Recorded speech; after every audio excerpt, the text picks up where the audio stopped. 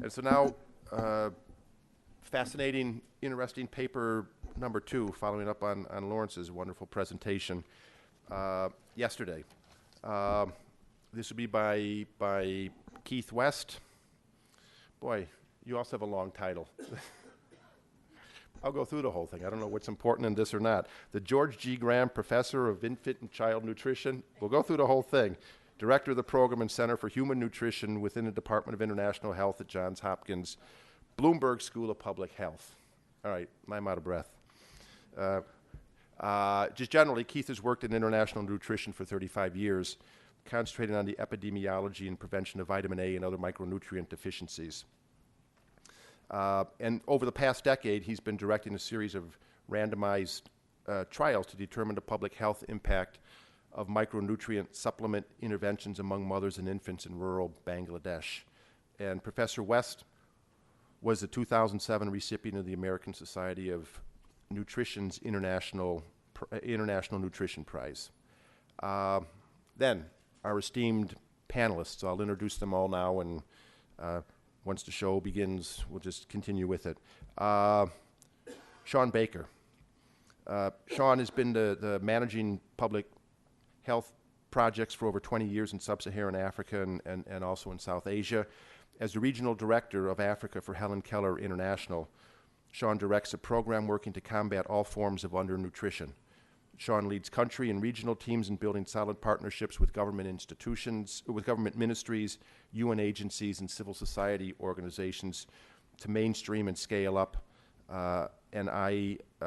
nutrition and eye health problems. We also have Mahabub Hussein, who serves as the executive director of the Bangladesh Rural Advancement Committee, which has become very famous in recent years, the largest Southern Asia NGO employing more than 100,000 people and reaching out to more than 110 million people in Asia and Africa. So tremendous work and a very wide net that they are casting. Dr. Hussein is known for his substantial contributions to research on development economics and agriculture policy in South and Southeast Asia. We also have Venkatesh Manar, and as president of the Micronutrients Initiatives, he oversees the organization's mission to ensure the most vulnerable, especially women and children, in developing countries get the vitamins and minerals they need to survive and thrive. In India, he pioneered the development of an iodized salt testing kit, which is widely used around the world today, and technology for the double fortification of salt with iron and iodine. He's a founding member of the board of the International Council for Control of Iodine Deficiency Disorders, and also serves on the board of the Network for the Sustained Elimination of Iodine Deficiency, and is probably one person who can really make iodine exciting and gripping and dramatic. And then we also have Ruth Onyango. Ruth has many hats and various talents that she has. She's an academic researcher, politician, rural development specialist, and also particularly an ardent advocate of freedom from hunger and malnutrition. And she's been doing this for a long time, over a period of 3 decades. She's the founder and editor-in-chief of the African Journal of Food, Agriculture, Nutrition, and Development, and the founder and leader of the Rural Outreach Program, which is a Kenya-based NGO that supports resource-poor farmers and farmer groups engaged in production and agro-processing. And Ruth has served on a variety of international boards, such as the Bill and Melinda Gates Foundation's Agriculture Strategy Advisory Committee, the International Fertilizer Development Center, the International Rice Research Institute, and Harvest Plus. And so in this latest position with Harvest Plus, she's been very instrumental in guiding the strategy and organization of biofortifications programs around the globe. And personally, she was my guide through the Kenyan customs system on a recent trip to her country, right? Cost me a copy of the book, right? And I think she has one of the most infectious laughs around, so we'll get her laughing at some stage. So Keith, take it away.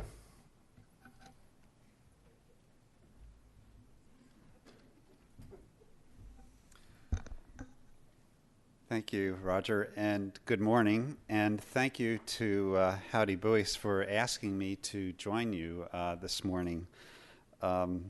This is really an extraordinary show of multidisciplinary folks wrapped around a particular problem. And perhaps we have a lot to learn from the nutrition community to do the same thing. So it's really very exciting. I think maybe there's a term, howdification, or to be howdified.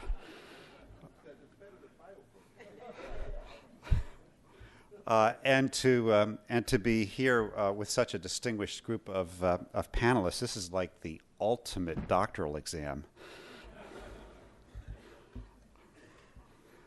Anyway, I'm going to spend a few moments speaking to you about context. The context of not only the micronutrient deficiencies, but the context of the programs and strategies that are available to date, to which biofortification is appearing to become the new kid on the block, and perhaps a very, very important one in terms of prevention. So I have to, though, fess up, as Mira did yesterday, and I couldn't remember the categories that you gave us for voting. So, you know, daydream believer, daily believer, weekend believer, depending on what your religious orientation is, pick your day. Healthy skeptic, agnostic, or here's one, bio-atheist.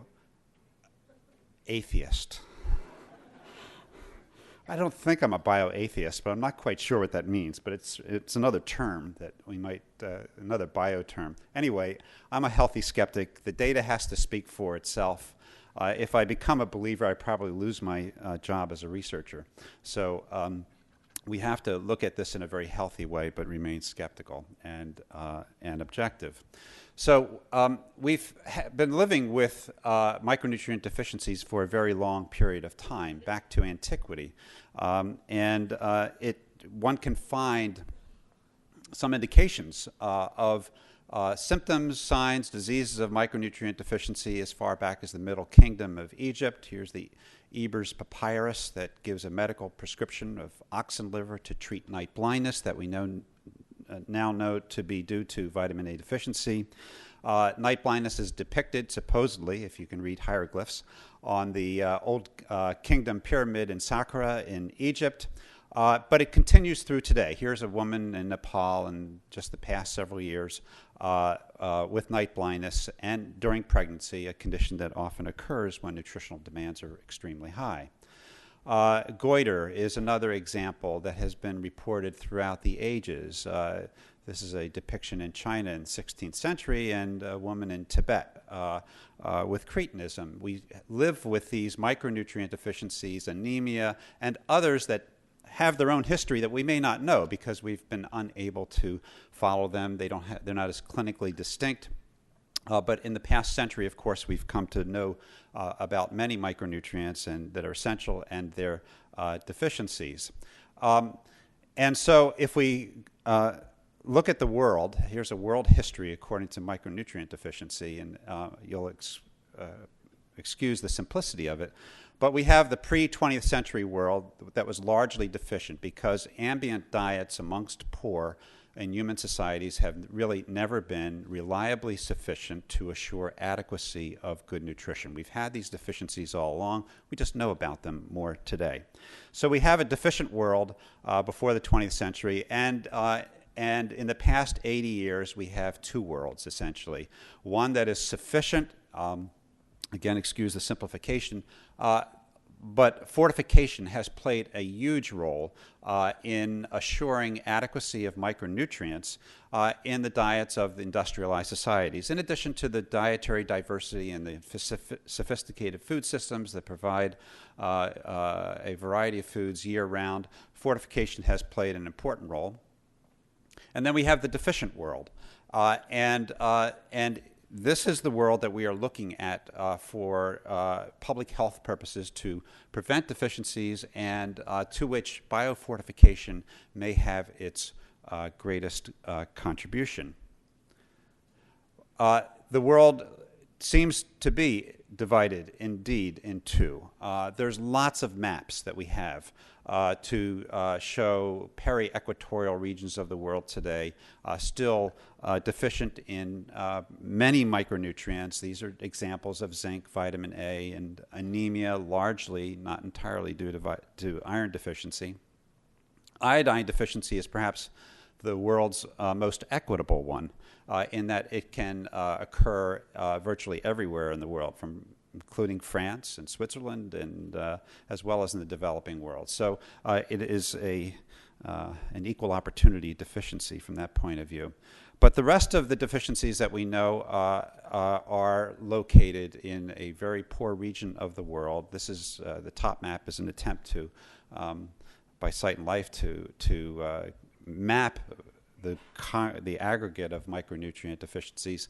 But the one on the map on the lower left is where child deaths are occurring. The map on the lower right is where child stunting is occurring. And these are the regions where the food crops that have been looked at and are being fortified through breeding to increase micronutrients is being really, it's where the focus is, and it's correct for that to be so. Here's just one more map. World Mapper has changed our view of the world altogether. Perhaps we'll have one with micronutrient deficiencies. This is maternal mortality, but again, it shows where the emphasis needs to be, and in order to really make advances in public health in this area. When one looks at the diets in rural areas, this is just an example of what we think of as pre-nutrition transition South Asia, rural South Asia, but one can find pictures just like this in Africa and areas of Latin America where it is a subsistence economy, very seasonal in nature, with the levels of deficiency rising and falling with adequacy of the diet depending on so many factors in terms of what actually lands on the plates of poor families. It is the variation that occurs that public health nutrition programs try to address in terms of preventing large numbers of individuals from becoming deficient. So we have, this is my favorite pictures that I use, and my graduate students know this picture well because I use it so often, but it is a photograph that I took in Demra camp in Dhaka in 1977. And I like it because it shows the life stages that are important. A woman, her young breastfeeding child, a toddler in the shadows, and a young girl about to enter her reproductive years. And there are health problems that are facing these populations, these millions of people like this, whether they're infants and children in terms of morbidity and poor growth and impaired cognition, development, high mortality, or the mothers suffering from morbidities. And from the nutrition point of view, we look at how deficiencies are playing a role in affecting those health problems. And the common ones are known to all of us, the protein, energy, malnutrition. We're focusing on the micronutrient deficiencies today, but we understand that there are behavioral causes that are being addressed in context by many in the international health community to change behavior, to improve breastfeeding, to address the inadequacies of complementary feeding, to increase the education of mothers so that they can take care of their children, and so forth. And there are problems that are immediate, but we also are beginning to get a view that the short-term consequences are not the only ones, that we probably are looking at the potential for improving micronutrient health early in life. Micronutrient status early in life may have payoffs downstream in terms of other kinds of chronic conditions as the next generation ages. When we view micronutrient deficiencies then in terms of how to characterize them and prevent them, a pyramid is again useful, where we have a chronic dietary deficit sitting as the basic public health cause of deficiencies that give rise to tissue deficiencies over time. The dietary problem needs to be addressed through dietary assessment surveys and surveillance mechanisms where we can have that data available to us. The deficiencies can be picked up by low concentrations of nutrients frequently in circulation, for example. That can lead to systemic defects, and there are functional tests that we're always looking for new biomarkers that can tell us more about more micronutrients more quickly, more cheaply, more readily, and on time, so that decisions about prevention can be made. And then there's the clinical disease that we should never reach, but we know occurs. For example, these are eye signs of xerophthalmia from vitamin A deficiency, which is the leading cause of pediatric blindness in the world. And so we need indicators across all of those realms, and we know that there are health risks that rise at the population level with increased prevalence and severity of these deficiencies. We have ways of preventing them, and most simply characterized by this drawing of a deficient population in the box. And we try to address those deficiencies through dietary means, through nutrition education, through homestead gardening, animal husbandry, fish farming, and so forth. Lots of interventions to try to improve the diets in areas of undernutrition. We also have fortification as a means to deliver nutrients passively into the population. This is a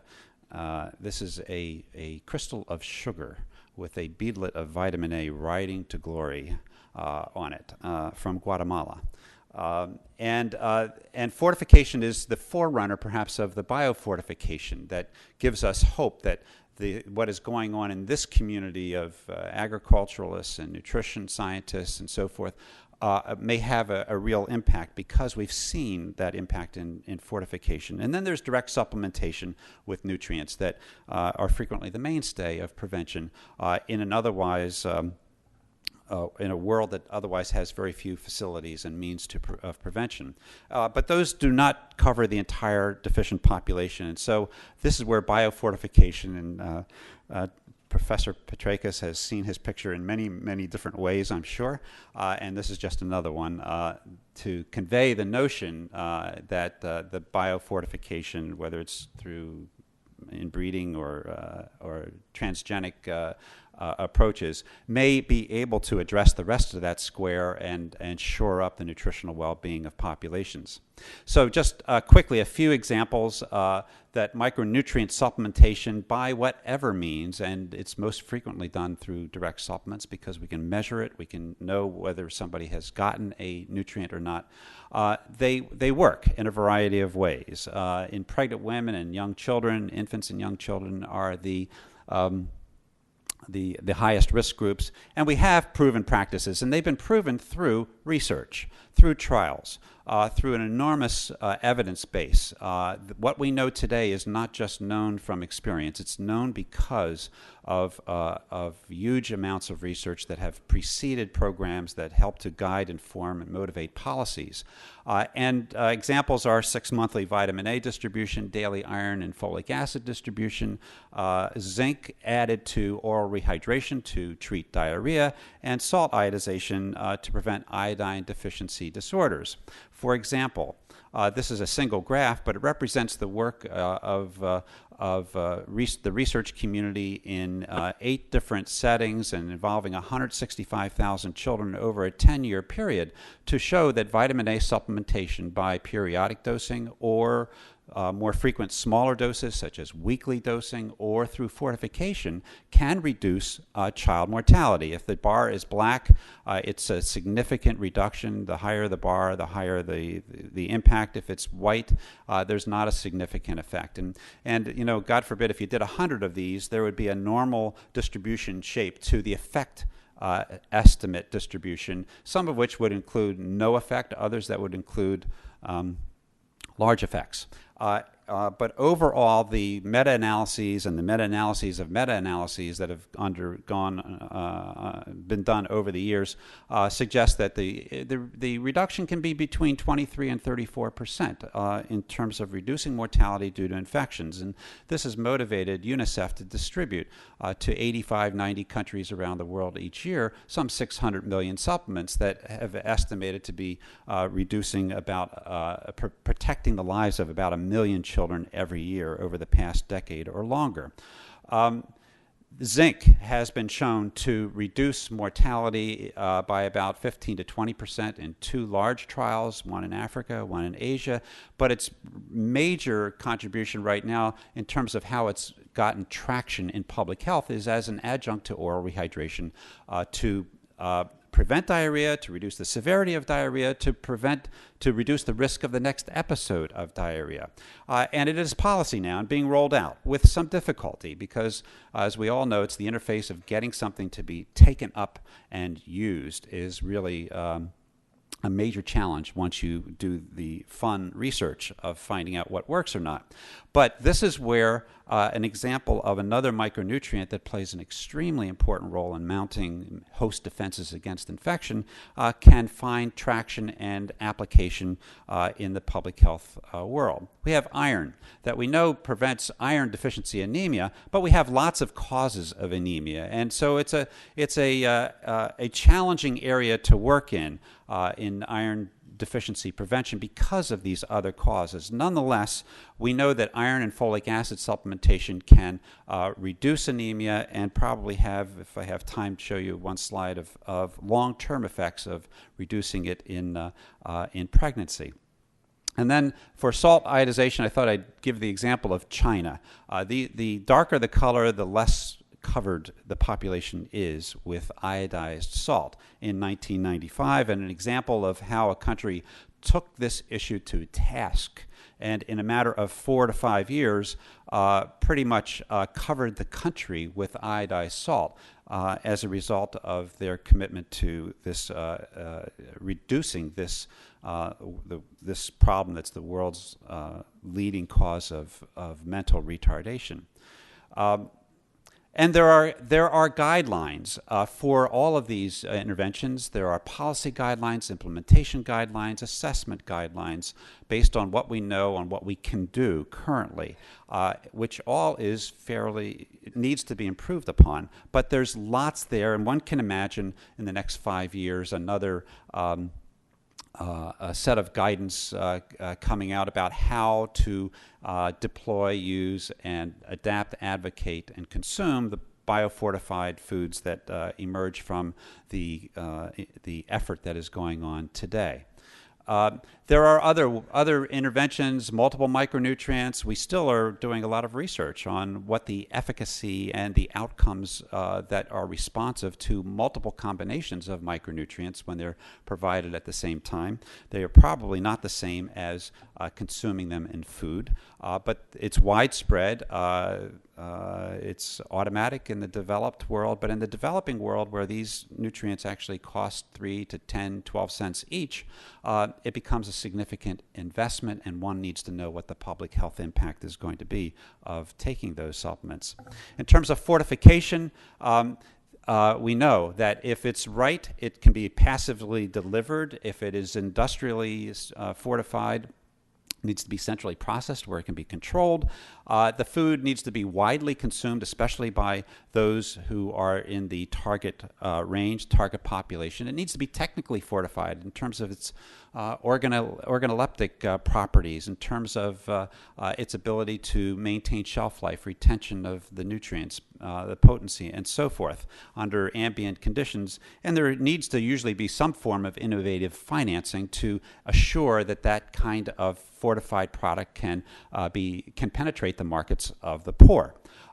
But where it has been shown to work, it really works nicely. And a biomarker of serum retinol, for example, has been used to look at the impact of fortifying foods with vitamin A. And this is an old graph from the 70s. There are more modern ones, but might as well go back to the granddaddy. This is Dr. Ariave's work in Guatemala in the 70s, showing a baseline distribution of serum retinol, and then 6 months later, the serum retinol distribution shifting to the right, and another 6 months later, it's shifting further to the right, and so forth, that you can shift the population distribution of nutritional status if you provide it on a regular basis through the diet. In this case, fortification. One would imagine that with the right nutrients and the right foods, that biofortification eventually can show some similar kinds of population dynamics with respect to micronutrients.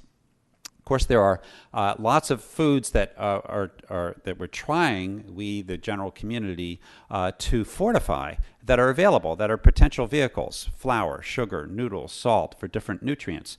But they're not all are fortified with all the nutrients at all the same time in populations of need, and so there needs to be other means, and maybe again the biofortification of staple crops can provide a framework for delivering certain nutrients that can be bred into these plants to take care of some of those markets that are in need but do not have the effective demand, or there is not the reach to take them. And so I think it's the target of 30 to 50% of the estimated average requirement is an appropriate one when you look at and consider the dietary reference intakes and how we gauge the adequacy of diets by these sets of metrics. You have the EAR on the left side there, and you have in a deficient population, there are many who are below that estimated average requirement. And so with this effort, or aiming to provide 30 to 50%, you're moving that group toward the RDA, which is just fine and safe. And for the others, who are maybe more adequate, you're still moving their intakes up, but again, staying within a safe range. And I think that's important because this is an intervention that has the potential of being perpetual.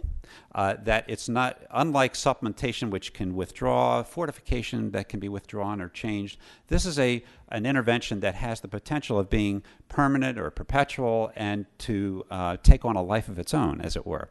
And for that reason, one has to be both circumspect, effective, think about effectiveness in terms of addressing the nutritional needs that it's aiming at, and still provide enough nutrient leeway for other foods to come into the markets, come into the diets of the poor in the future.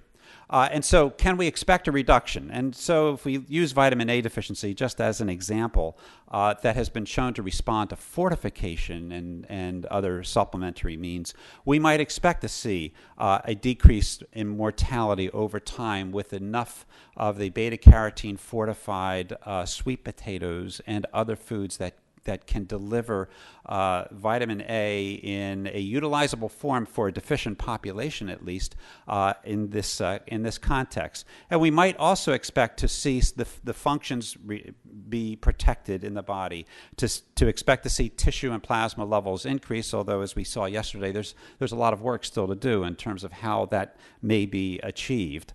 And also then to partially address in somewhat permanent way the dietary inadequacies that are so intransigent in these kinds of poor populations.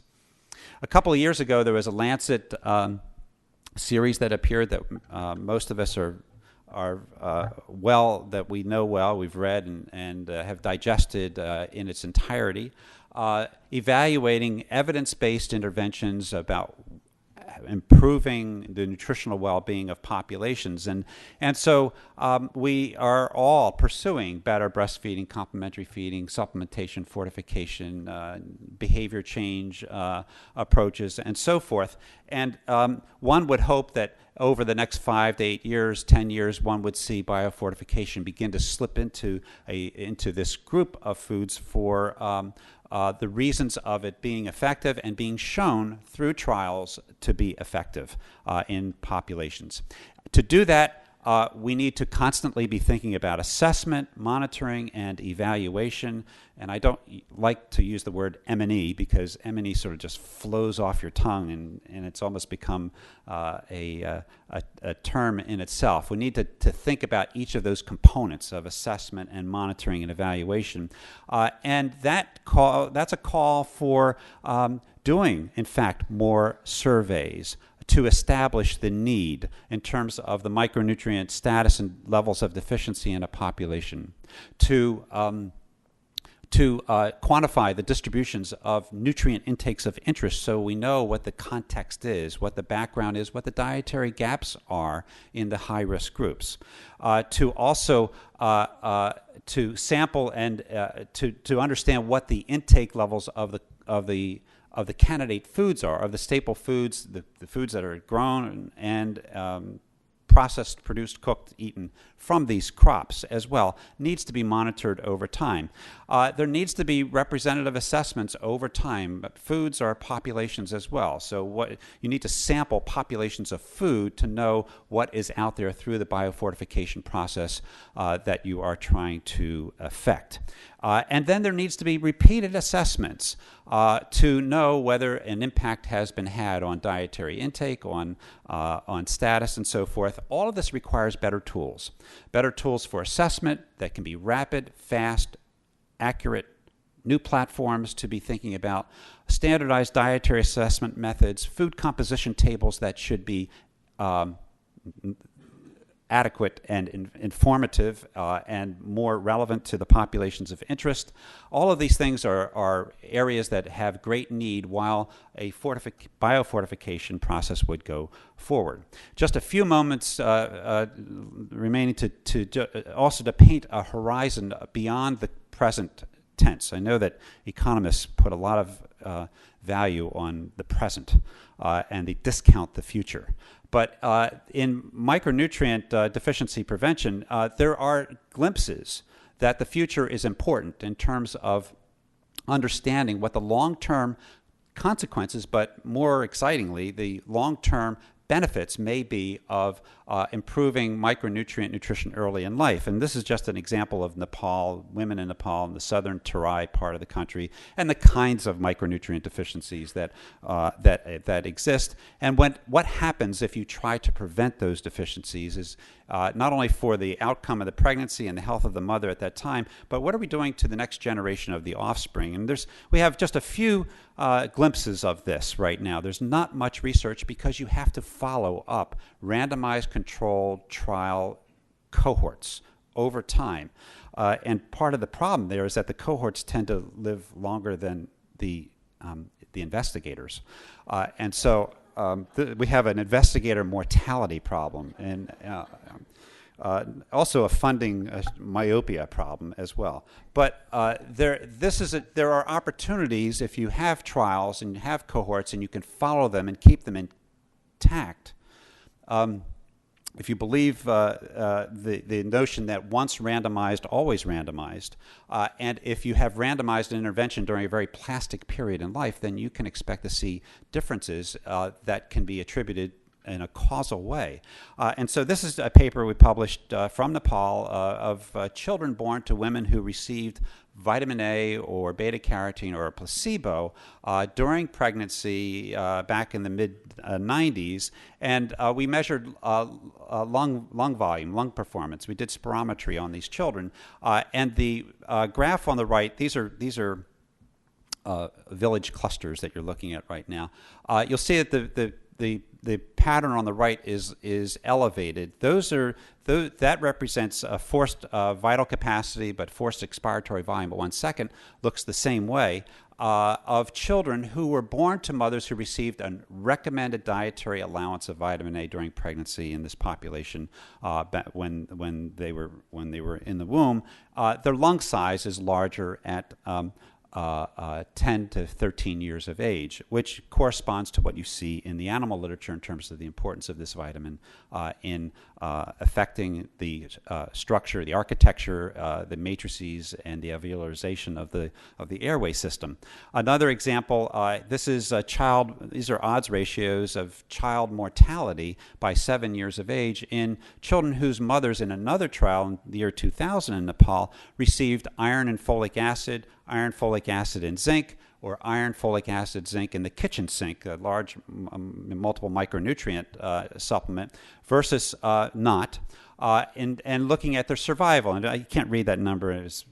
I pulled it from the paper. I apologize for that. But it's showing a relative risk of reflecting about a 30% reduction in mortality in the children whose moms got folic acid and iron during pregnancy by 7 years of age. And the odds ratios are, I lost the pointer there. They're not significant for those other nutrients. That may be true, or it may not be, or it may be reflecting interactions and antagonisms that we don't understand when these multiple supplements are given. Just one more example. This is looking at microalbumin to creatinine ratios in urine, reflecting early kidney dysfunction by 7 years of age in an undernourished population, and showing that these are odds ratios, so that's reflecting about a 30 to 40% reduction in the risk of this indicator of early kidney damage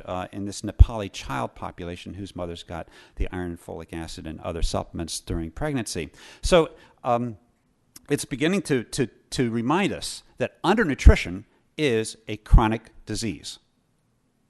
And so we have to be thinking about it that way because there are populations that are undernourished all their lives.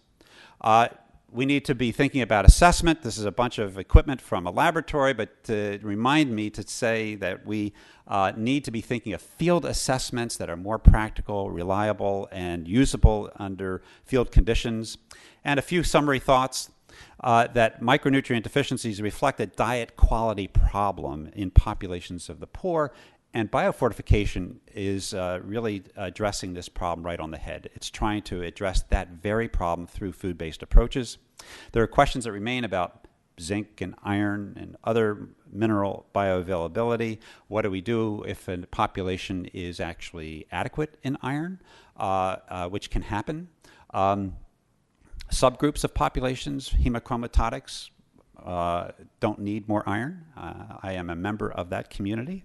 And so there are risks. Every intervention has a U-shaped curve, and how do you structure this intervention to stay within the safe bounds of that U-shaped curve? There are other kinds of nutrients to be considering, and so forth. So there's lots of questions that beyond the plant biology that need to, of course, be tended to.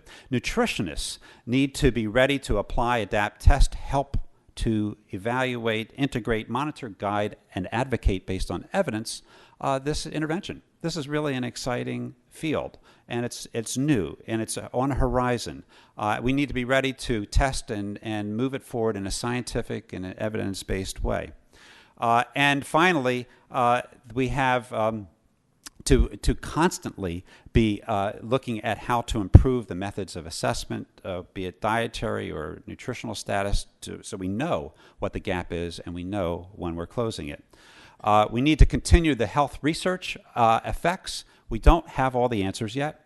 It's intriguing to think if biofortification were to have folate in it, or through the zinc intervention, and the population is consuming this now, and women are in their preconceptional stage, whether this could have an effect on birth defects, for example. Lots of questions that we've not been able to answer because it's almost impossible to supplement large populations in rural areas preconceptionally. So there are new horizons.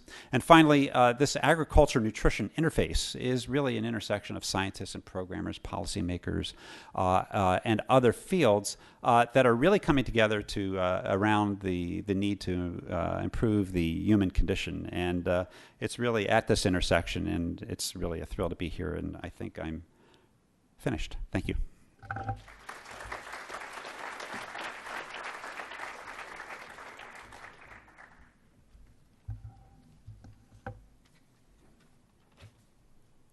All right, thank you, Keith. That was fascinating.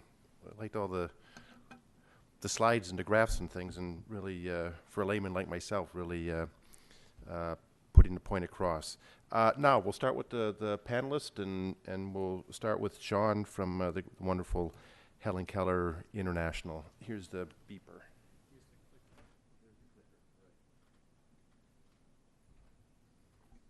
So as yesterday, they'll all be speaking for about 5 minutes or so, and then eventually Professor West can respond.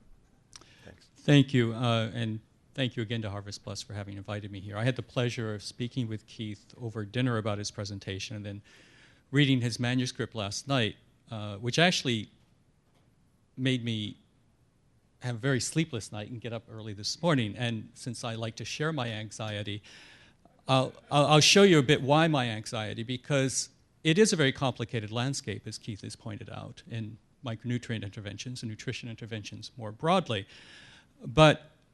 And I think the question before us is, in this complicated landscape, where does biofortification fit? But what was keeping me up was actually some of the discussions we were having yesterday about accountabilities. And you've seen the crushing evidence of the efficacy and effectiveness of many of these programs. But I was going through my brain, if I were going to give the nutrition community a scorecard about how have we actually done in delivering these interventions, it wouldn't be that rosy.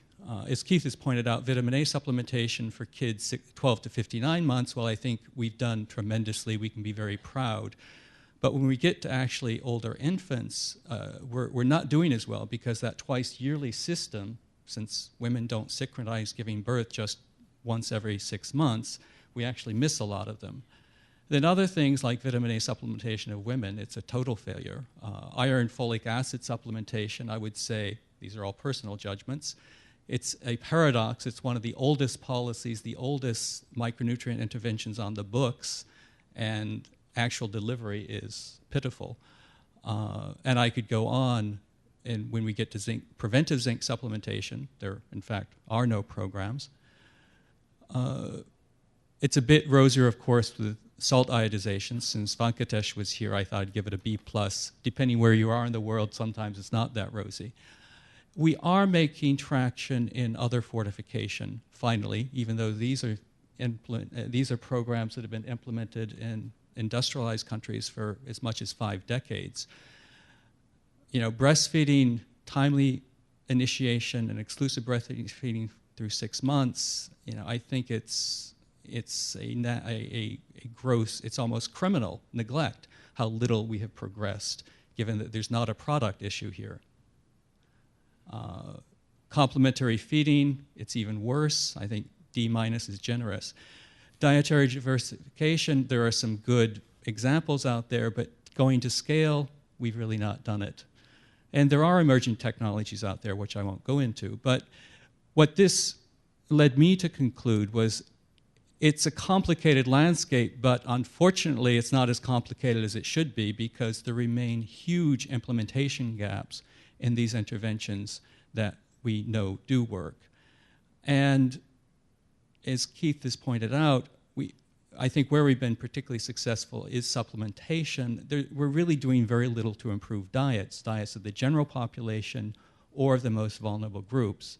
And there's been a miserable failure to address either diets or supplementation for women, and therefore we're also missing that crucial -9 to 0 month part of that first 1,000 days. And with a couple of notable exceptions, we as a nutrition community have failed to deliver at scale. We have a plethora of experiences of delivering small scale, but getting up to scale, which is all what the scaling up nutrition is about, is something we've really not gotten good at. And so where does biofortification fit into this for me? And thinking back to Howdy's priorities from yesterday, I actually put 1 and 2 together as cheating, because I think the first proof of the pudding here is going to be the ability to deliver impact at scale. Because if we deliver at scale and there's no impact, then in fact we're not delivering. And that is going to, because I don't think, given our track record of having proven interventions we're not delivering, we want to have another proven intervention we cannot deliver on. We need to make sure we can deliver this at scale and have impact.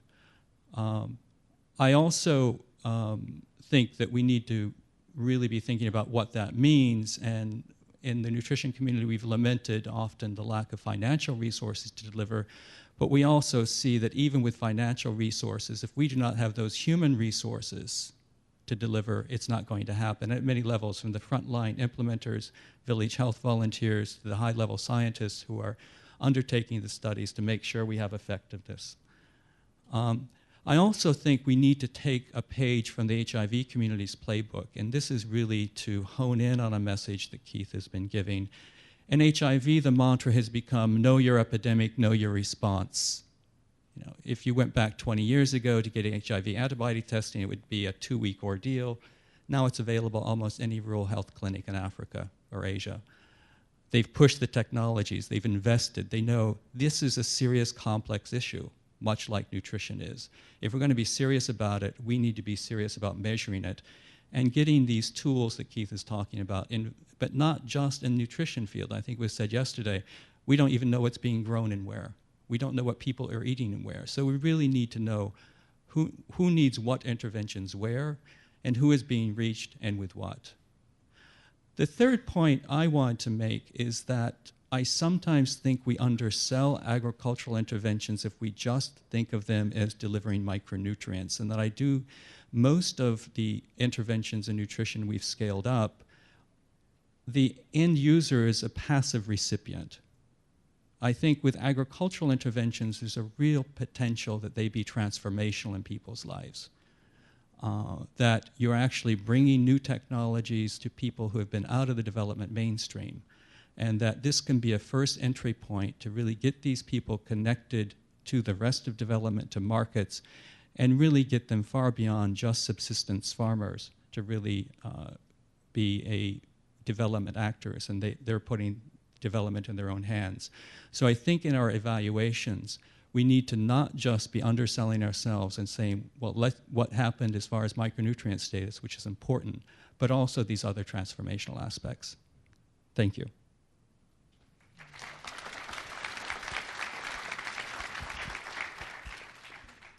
Thank you, Sean. Ruth. Thank you, Roger. And good morning, everybody. I'm sorry I wasn't here yesterday, so the summaries this morning really helped. I also didn't read Keith's paper. Yeah, it appears really excellent. But I arrived and then the internet was not working. So I'll just talk, yeah? I don't know what is new, really, you know? I don't know what is new.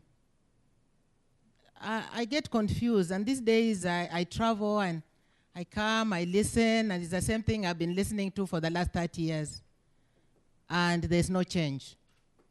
It seems as if the more we know, the less we do.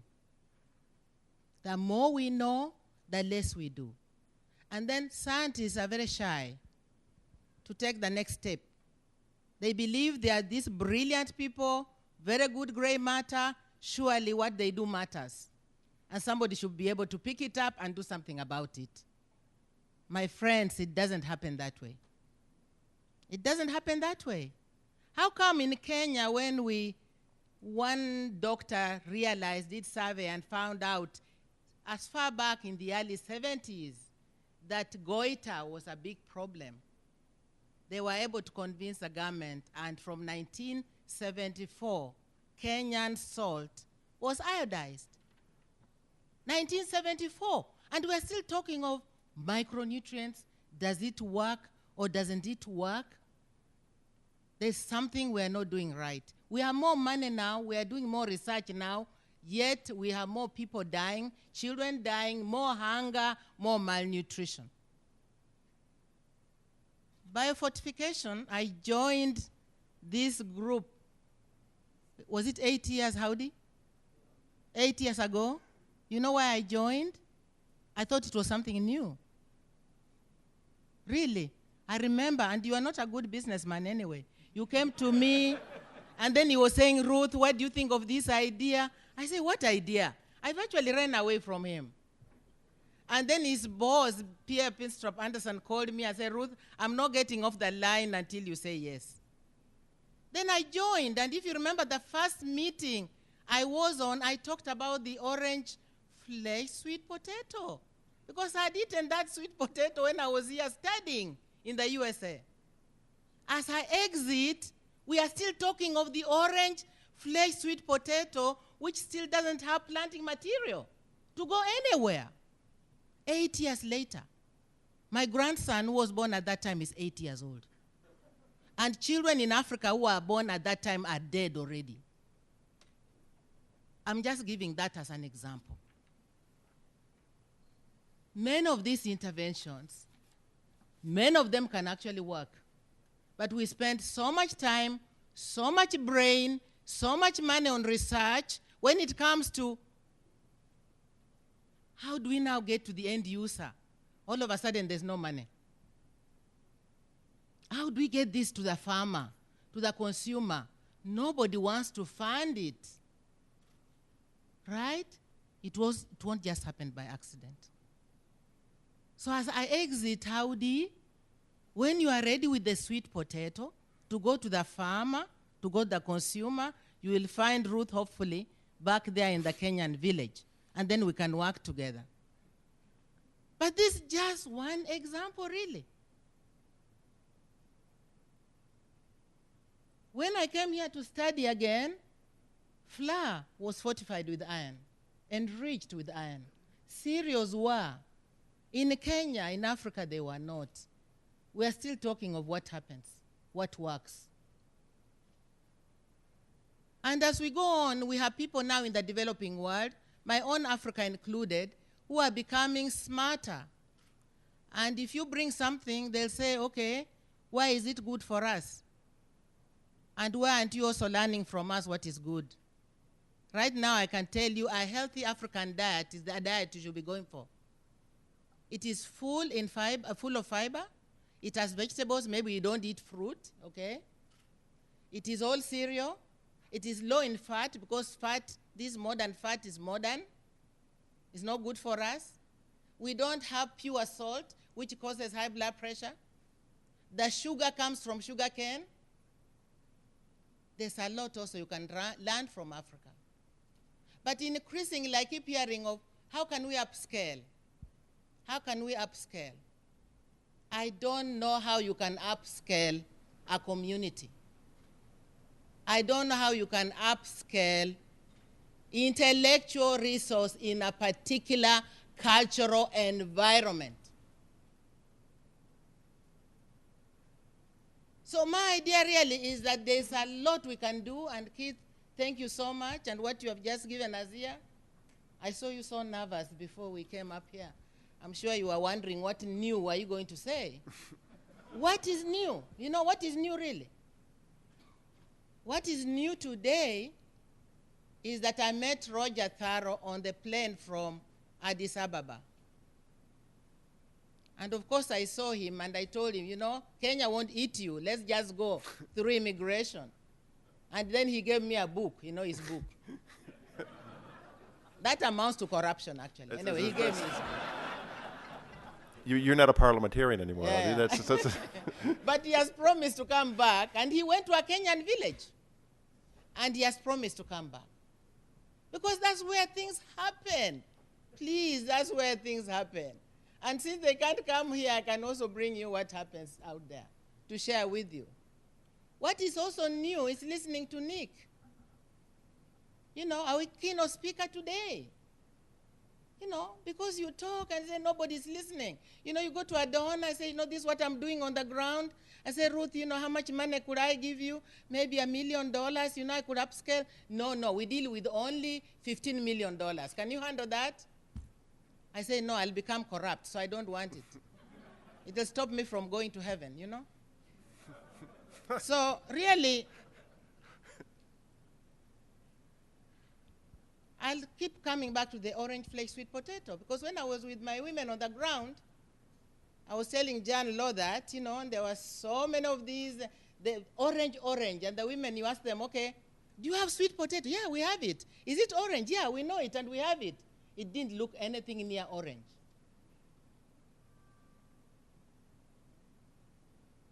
They don't eat only sweet potato.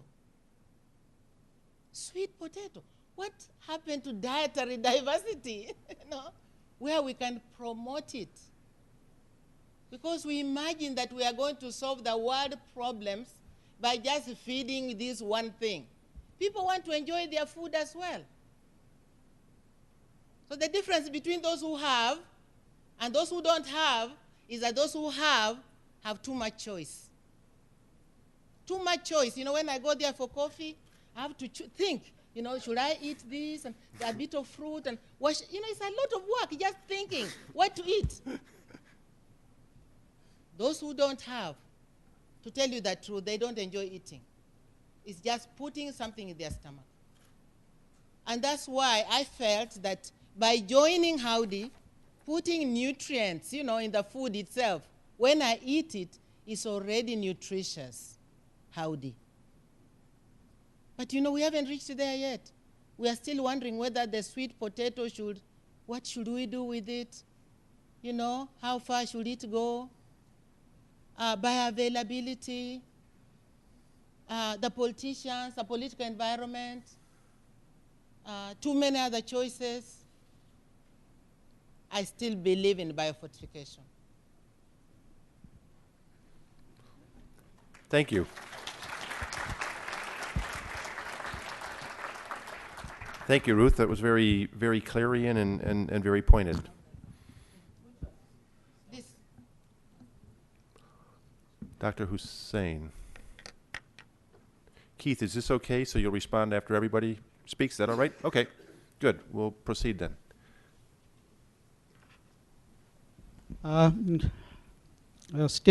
Good morning, ladies and gentlemen. I didn't get the paper earlier, and in any case, I'm not competent enough to make comments on the paper. So what I thought that I'll do is to give face to the topic by going to a geographical area that I know best, that's Bangladesh. And I'd like to contextualize the problem in Bangladesh, and also then focus on some of the issues for scaling up in order to make impact on the delivery side of the issue.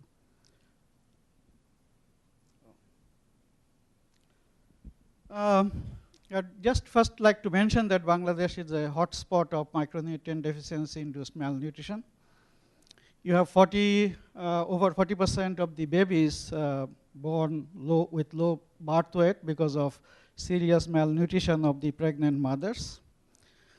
On vitamin A deficiency, it's no longer a very serious problem because of the success in reaching vitamin A capsules to children. This has already been mentioned, one of the success stories there. The iodine deficiency affects the entire population, nearly over 40% of them. And the serious issues are iron deficiency, with over 90% of the children being affected with that, and nearly over 40% of the adult women being affected with iron deficiency induced anemia. Zinc deficiency, again, 50% of the children and adult population overall suffering from this problem. We are discussing these issues of how to address those with diet diversity, with fortification and supplementation.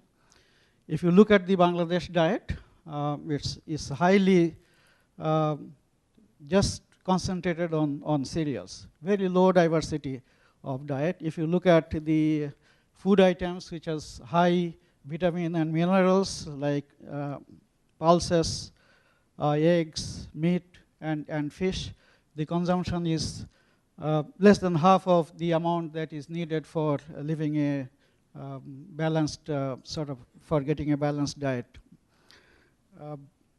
And if you look at the consumption of different groups with poverty scale, the extreme poor and the poor, you see there's not much difference in the intake of cereals across the groups.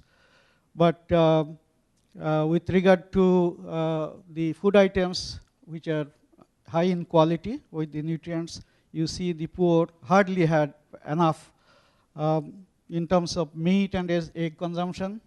The poor even don't have a meal a month with they have meat or fish in the diet. So there's a huge sort of discrepancy in the access to quality food in the income scale.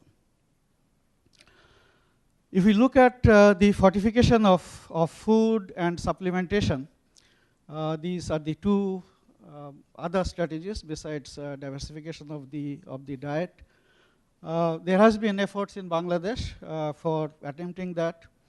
Our own organization are engaged in fortification of wheat flour with iron for distribution to the WFP-financed food distribution, which is channeled through the government safety nets program, targeting the high-risk population.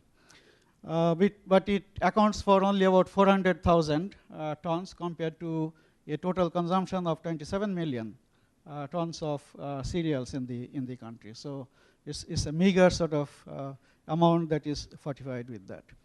I told you that we have made some progress in vitamin A capsules distribution in the country, partly because of the immunization of the children. There's a very high coverage of immunization of the children, and that's a platform that we use for distribution of vitamin A capsules. There are also attempts for supplying, obviously, iron tablet and folic acid to address the iron supplementation. There's also recent attempts by ICDDRB to provide zinc tablets to address diarrhea. But they reach a small fraction of the population, and the other issue is that it's very highly costly. Takes a large share of the limited health budget of the government, and these are not sustainable. So obviously, biofortification is a viable sort of way for sustainable addressing in a sustainable way the micronutrient deficiency, malnutrition in the country. Now I'd like to sort of the remaining few minutes that I have is to focus on some of the issues that we find in the delivery of the products and scaling up of the products. Once the products are ready, we have to take it to the consumers and have to scale up in order to have impact. With support from Harvest Plus, we conducted a national level survey covering nearly about 15,000 households in Bangladesh to get some of the answers of the issues that are involved. The first question is, can substantial rice consumers be targeted through biofortification of a few rice varieties? There has been depletion of rice biodiversity in Bangladesh because of the diffusion of the modern rice varieties. But still, there are nearly about more than 700 rice varieties that are grown in Bangladesh. So the issue is which rice varieties you take in order to fortify with these micronutrients. Our survey, however, noted that despite these large numbers, there are only a few varieties which account for a large fraction of the area in the country, both in the monsoon season as well as in the dry season. So if you target only 4 varieties, you can reach more than 50 to 60% of the rice producers and consumers in the country. So it's possible with low cost fortification if you can target a few varieties. and look at the geographical distribution of those varieties and tie it with the geographical distribution of the malnutrition. But the second issue is the consumer's preference. Once you produce, are they willing to pay higher prices for nutritious rice? And I would like to mention that when you ask this question, the poor households, they said they are willing to accept the products, but they are not willing to pay a higher price for the nutritious food. Only the non-poor households, who are the non-target group, they are willing to pay 5 to 10% of the price for the nutritious rice. And then the issue is, in order to reach consumers, obviously you have to target the farmers. You'll have to convince them to produce those varieties. So we wanted to look at what are the traits that the farmers look for adopting a new variety. And there, obviously, the high yield is the predominant trait because of the small size of farms. There are about 15 million farms in the country with average size of only half a hectare.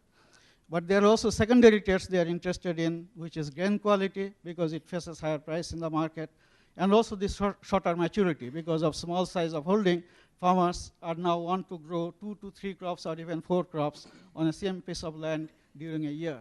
So they look for shorter maturity rice varieties in order to fit other crops in the system. So for inducing farmers to accept new varieties, you must have those traits in addition to the nutrition traits to reach the farmers.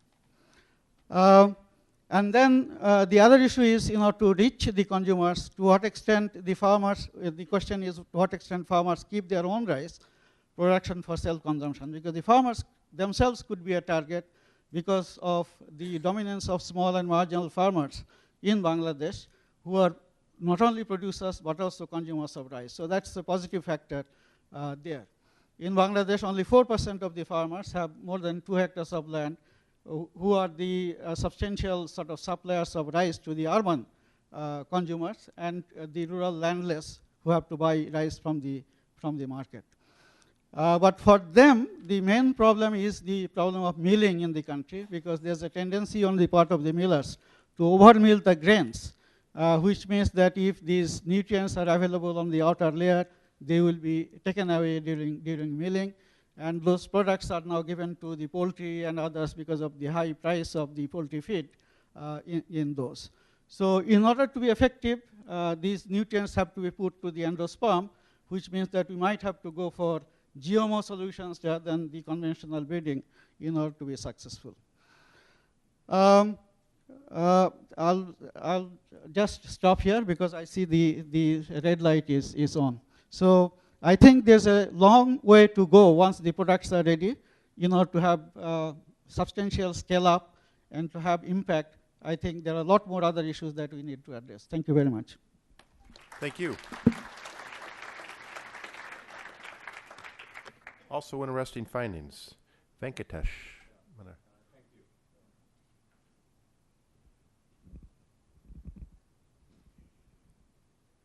Is the light on? Thank you. That's the State Department microphone again. Okay. Just wanted to highlight a couple of issues that came out of some of the very interesting presentations.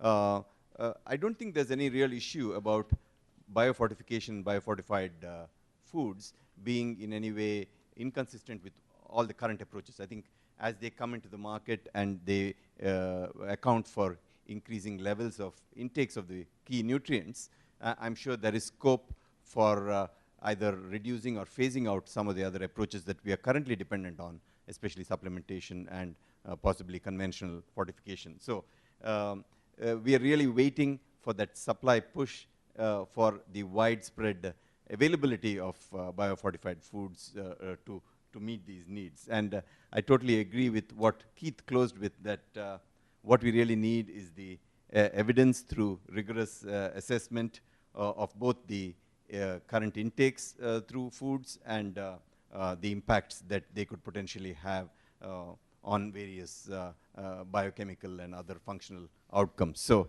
I think that's the supply push that we're all waiting for.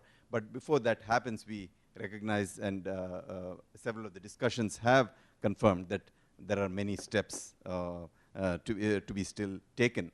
And the first step I would still say is that on the global agenda, especially when people talk about food security, we still don't see adequate emphasis on comprehensive nutrition security, food and nutrition security. And to get that into the discussion, into all food security discussions is absolutely key, and we need to see more of that.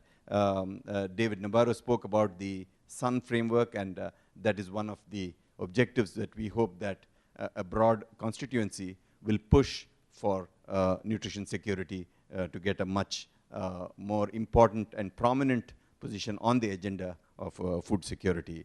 The next issue I'd like to take up is the position and how nutrition is addressed even within countries. And we all know that nutrition is everybody's concern, but really nobody's baby. Like when you go into any country, obviously there is no special ministry for nutrition. It's commonly and most it is handled within the Ministry of Health. So very much projecting it as a health issue, and the food and agricultural ministries and sectors are quite, I think, removed from real issues concerning nutrition or nutrition security.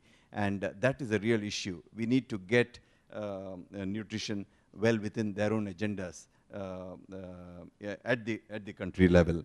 I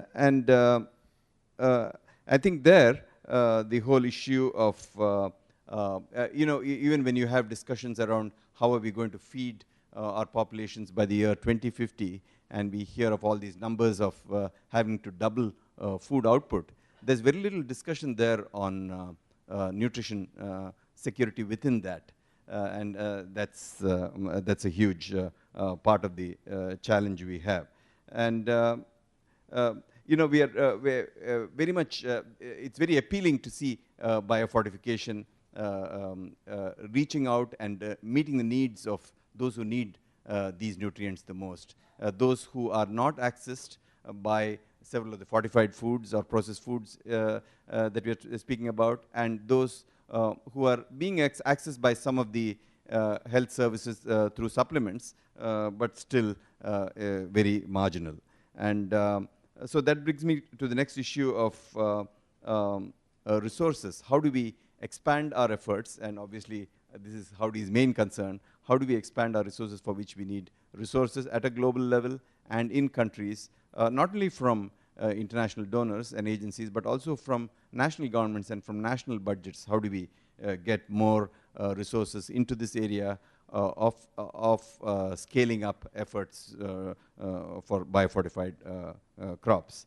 And finally, the role of the private sector. We see various groups of ranging from the seeds industries to the commodities dealers and traders and the food processors and the processed food industry. None of these sectors are currently actively engaged or even thinking about high nutrient crops or foods for them to use, because they are finally the people who are going to handle all of this, and we need to somehow get this into their discussion and make them see value to put this into their own agendas. And last but not least, what Nick Christoph reminded us this morning about how do we get a broader support from the media and from global champions who can really take this cause forward. So I'll stop here and leave it for more questions. Thank you. Thank you. Thank you, Tesh. It's also a good reminder for me that as one looks at the challenge of doubling food production by 2050, the nutritional aspect is also vital. All right, Keith, respond to your inquisitors. I don't think I can begin to respond to all their remarks, and nobody would want to hear all of my responses either.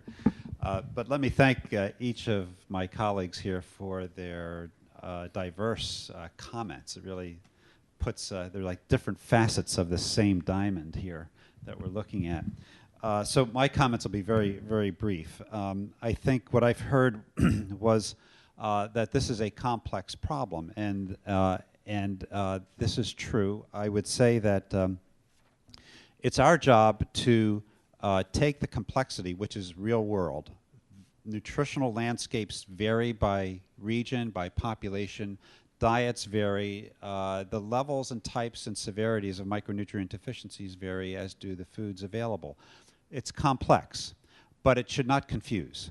And so it's our job to keep the confusion at bay while we try to deal with the complexity and all the way to the continuum of advocacy that can work. We need to understand the complexity, but try to present simplicity. Sean's scorecard also made me uncomfortable, not because all that's going on is not going as we would like it to be, but it sort of reminded me of my high school grade card. I was going to say, he's a tough grader. It made me wonder, how the heck am I here? With Ruth, a comment that your message came out is that it's been a long time coming, and we still have a long way to go.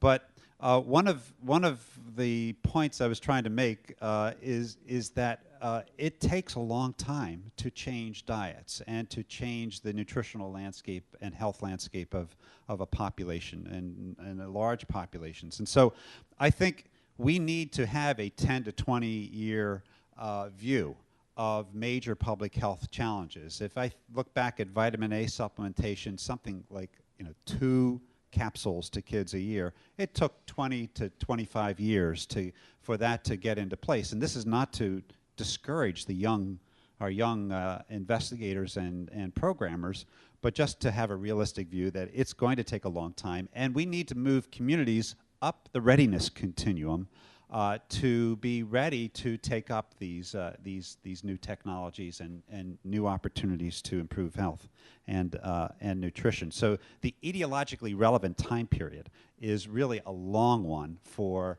how to move things along.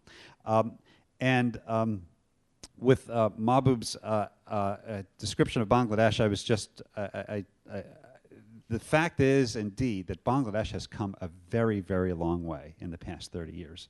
It is miraculous what has been done, and it's been through the contributions of BRAC and other structural improvements that have gone on in that country. Women's education has moved forward, infrastructure, roads,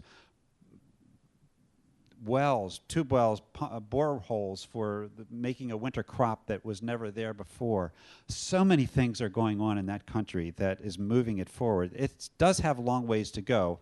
And in terms of micronutrient deficiencies, it's done a remarkable job on what it's attempted to do. There is some distance to go.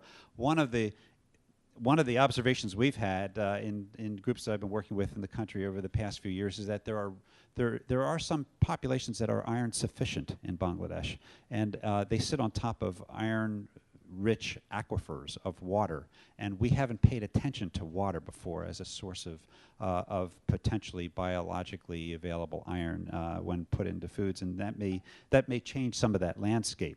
But the country has been miraculous in what it has done.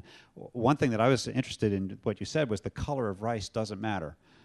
Just give me rice, and I think that's a good sign because I think we're all concerned about when it changes color. What happens to acceptability, and if repeated surveys show that it's not a problem, then it's not a problem. Move on.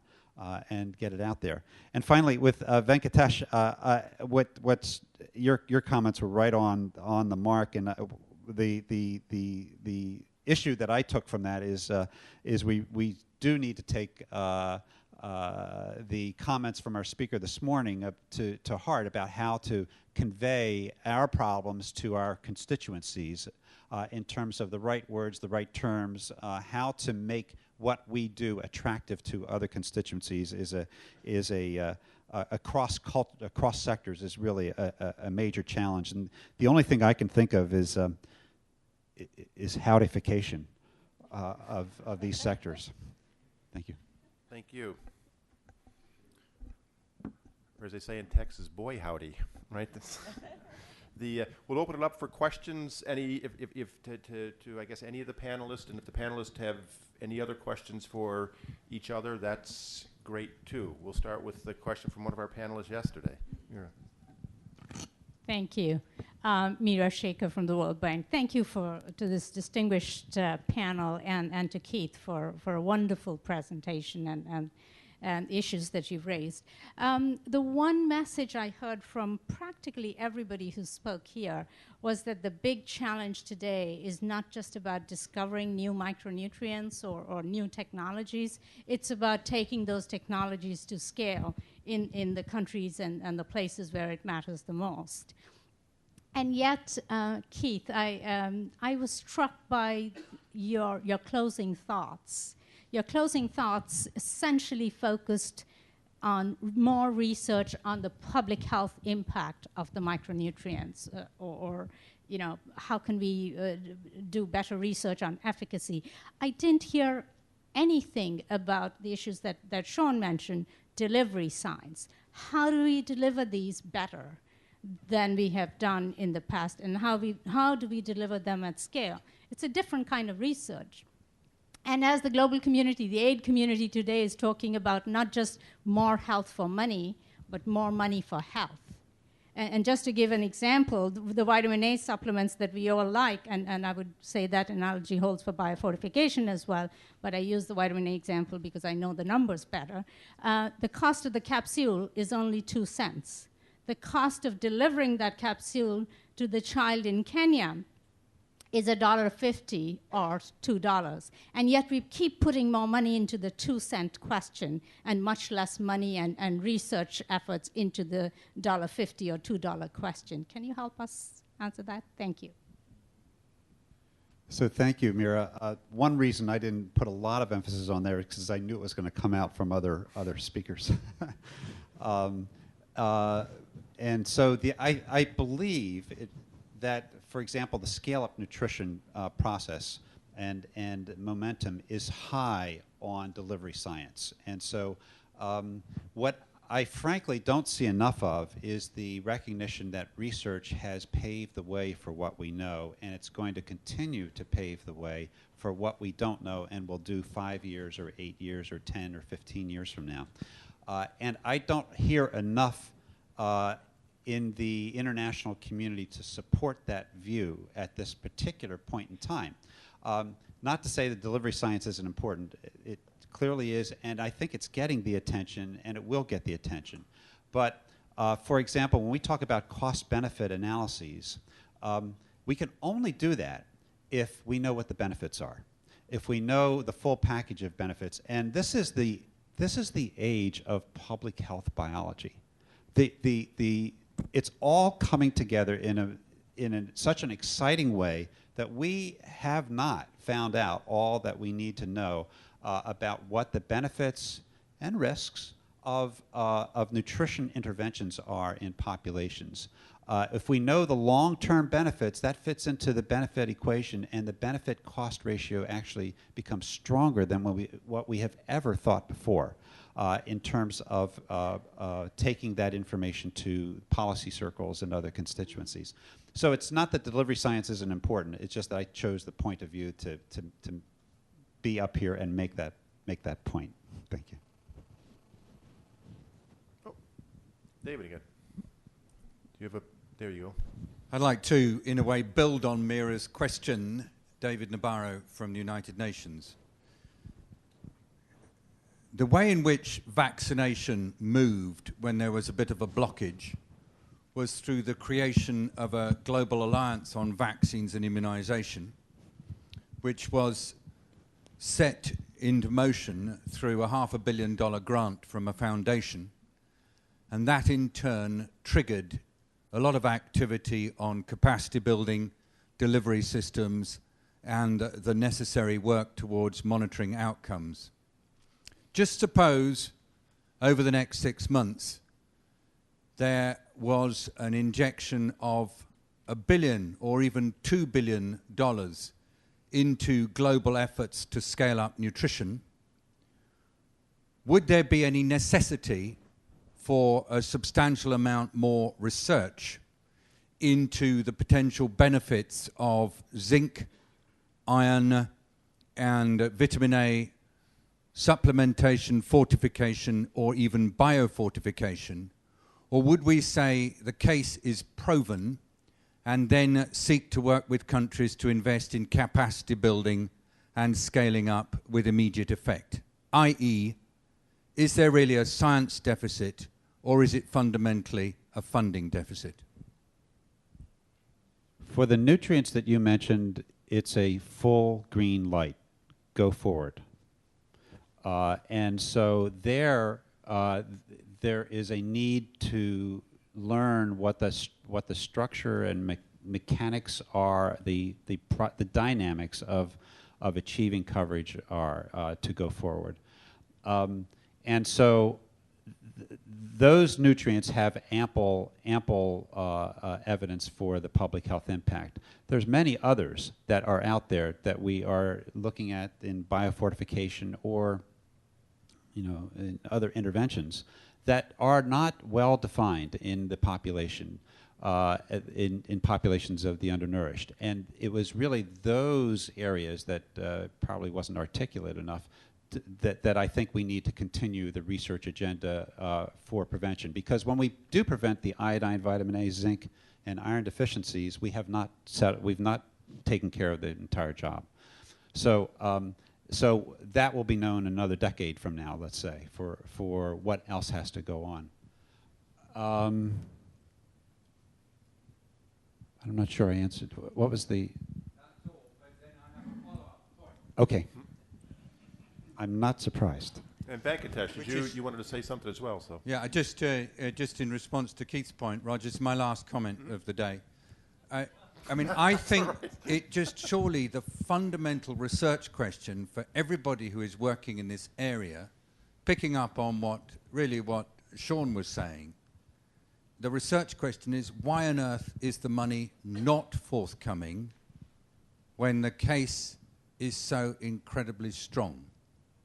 And what, again, research, what actions do people, all of us, need to take beyond our job descriptions as researchers or policymakers or journal editors?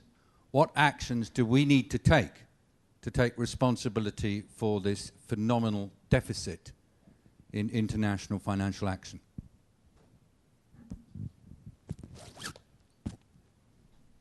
Venkatesh.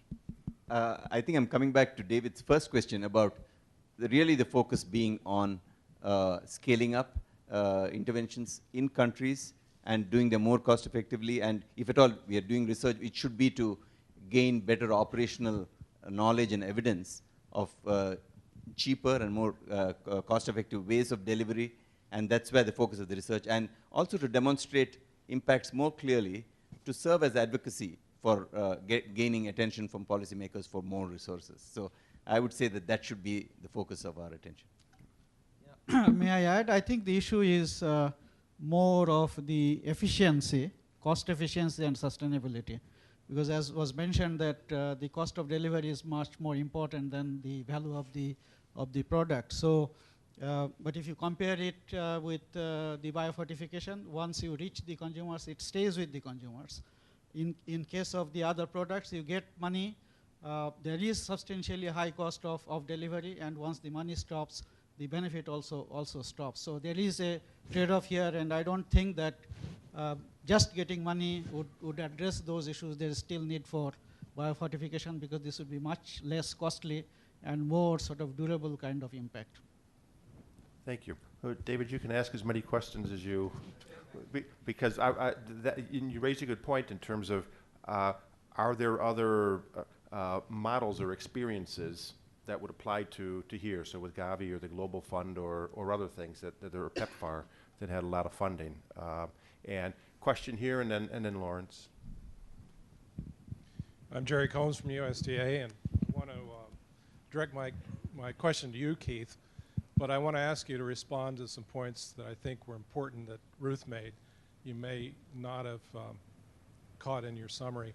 It seems to me that whereas you made the very important point that the time frame, the time horizon on this effort has to be one of decades. I think we all agree with that. But what I heard Ruth say is that the delivery of actionable products from such an effort is going to come at different times.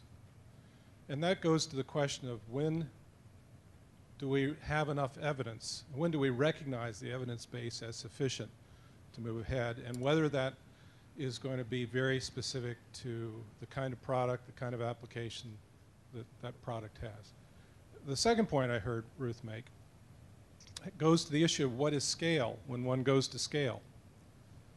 Is that on a nationwide basis or a market basis, or might it be a village by village basis? And the implications of that are direct. So if you could respond to those 2 points, I'd find it personally clarifying. The doctoral exam is getting harder and harder. So in terms of when is there enough evidence, I think we can cite examples for some of these favorite nutrients that exist right now, that there's ample evidence for moving forward.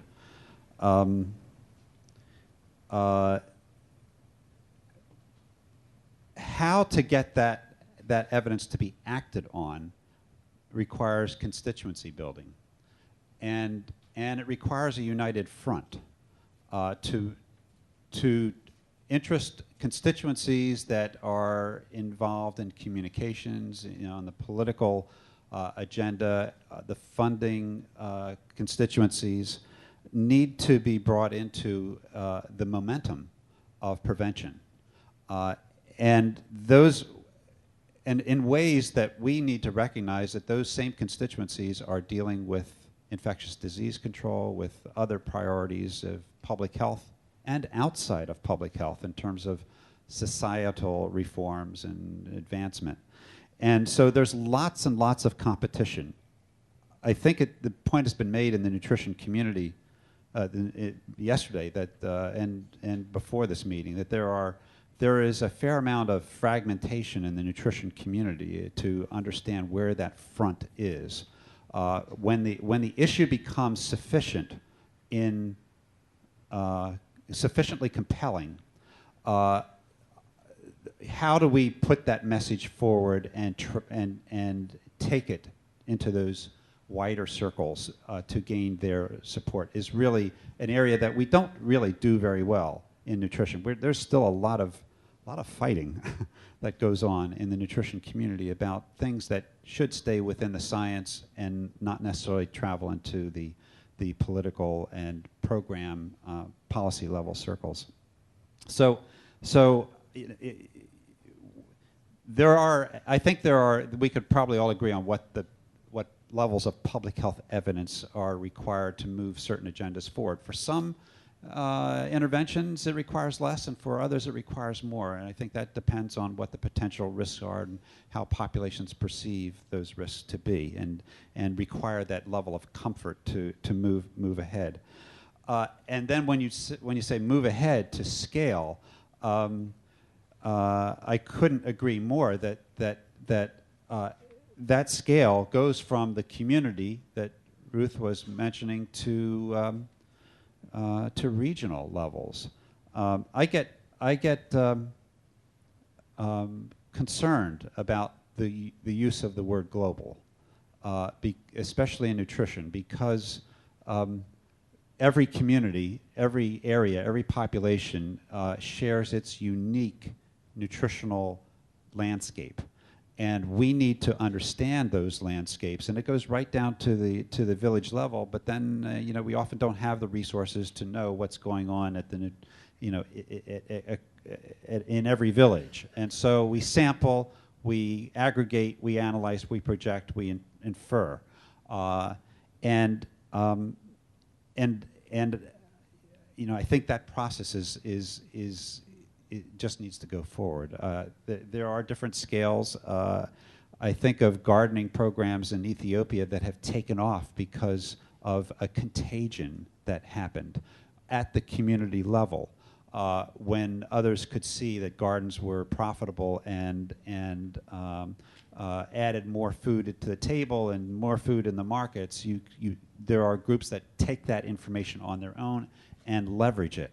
And so finding those triggers, finding those leverages, finding those ways to trigger a greater deal of interest in interventions, I think, is a challenge that we all face.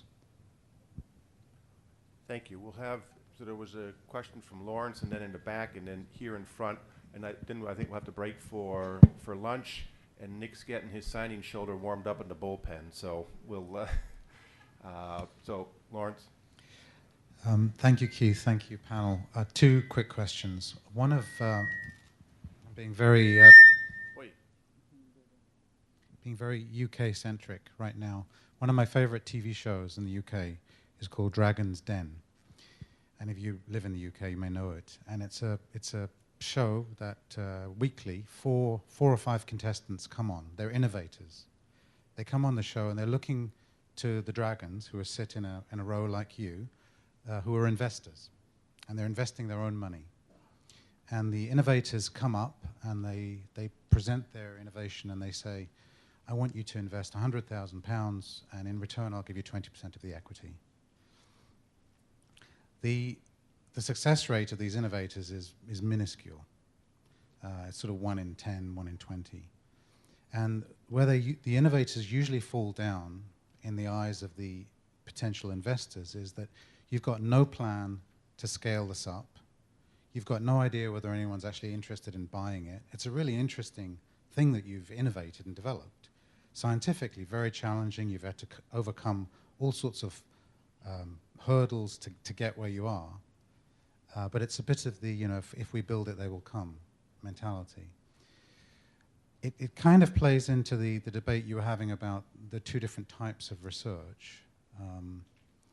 And I just wondered what the panel felt about whether we take this scaling up stuff seriously enough in terms of the kinds of research agenda and the kinds of partnerships we enter into and how we could do better.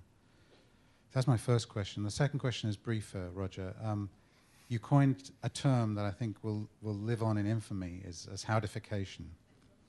But it actually refers to something I was saying yesterday. I mean, Howdy is a unique leader in being able to bring these different communities together. And I'm wondering what the panel sees as the prospects for the next generation of leaders who are going to be able to bring these different communities together. How optimistic are you about that?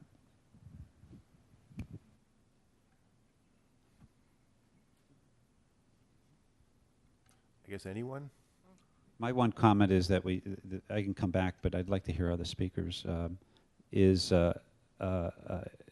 we have a lot to learn from the business community in terms of developing business plans that take into consideration the risks and the resources that are needed to move interventions forward. So I think that's an important lesson that we don't know very well in shaping and crafting our strategies. Ruth? Yeah. Lawrence, on your first one, my point here was that it's not that we stop doing research. Somebody like Keith and his students and everybody will want to continue doing research, and we need it badly. But it is taking that research when it is ready, where it is needed, so that science works for humanity. We haven't been able to do that very well. And so if I were to ask an investor to invest, it would be to research, and very quickly, on how we can then move what we know to where it is needed. And already David Navarro has given this example from the health side, HIV/AIDS. I remember in Kenya, it was like, you cannot sell ARVs unless you are qualified in this and this and that. Until the problem was so serious, it's like now ARVs can be sold in the kiosk. They can be distributed in the kiosk. And what are we doing with the malnutrition? The children, like Nick said this morning, are so many until it doesn't even make sense. The problem is so huge. What can I do about it? But really, it's a serious problem.